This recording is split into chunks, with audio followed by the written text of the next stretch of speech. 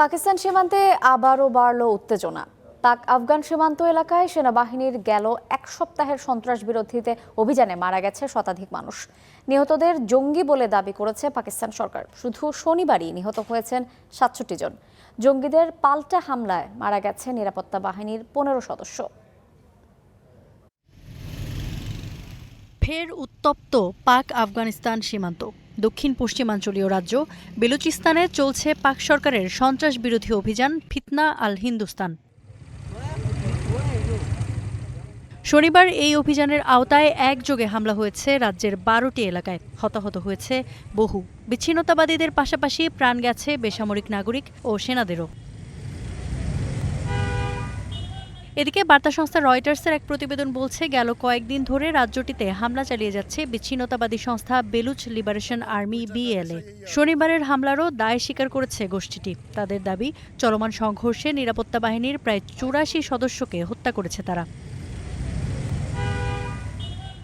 সন্ত্রাস বিরোধী এই অভিযানে ব্যাপক ভোগান্তিতে পড়তে হয়েছে সীমান্ত এলাকার সাধারণ মানুষদের। অভিযানের স্বার্থে রাজ্য জুড়ে গুরুত্বপূর্ণ বেশ কয়েকটি রাস্তা বন্ধ করে রেখেছে কর্তৃপক্ষ।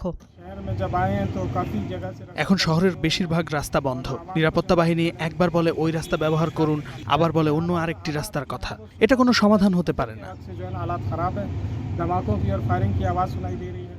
এদিকে সন্ত্রাস বিরোধী এসব অভিযানের স্বার্থে উত্তর পূর্বাঞ্চলীয় তিরাহ উপত্যকা থেকেও বাসিন্দাদের সরে যাওয়ার নির্দেশনা দেওয়া হয়েছে। আগামী ৫ জানুয়ারির মধ্যে নিরাপদ অঞ্চলে সরে যেতে বলা হয়েছে তাদের। স্থানীয় কর্তৃপক্ষের তথ্য মতে এরই মধ্যে কয়েক হাজার মানুষ এলাকা ছেড়েছেন।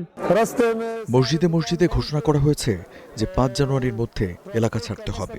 স্কুল, কলেজ, দোকানপাট সব বন্ধ হয়ে গেছে। খাবার ও পানির খুব সমস্যা শুরু হয়েছে, তাই আমরা সবাই এলাকা ছাড়ছি।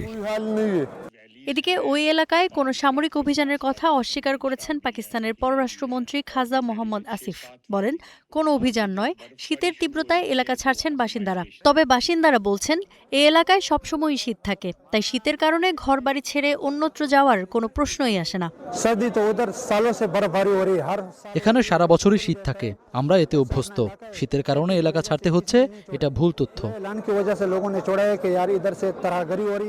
২০২১ সালে আফগানিস্তানে তালেবান ক্ষমতা গ্রহণের পর থেকে পাকিস্তানে আন্তঃসীমান্ত সন্ত্রাসী তৎপরতা বেড়েছে। পাকিস্তান ISPR এর তথ্য অনুযায়ী ২০২৫ সালে পাকিস্তান জুড়ে পরিচালিত হয়েছে ৭৫,০০০-এর বেশি গোয়েন্দা অভিযান। গত বছর দেশটিতে ৫,৩৯৭টি সন্ত্রাসী হামলার ঘটনা ঘটেছে।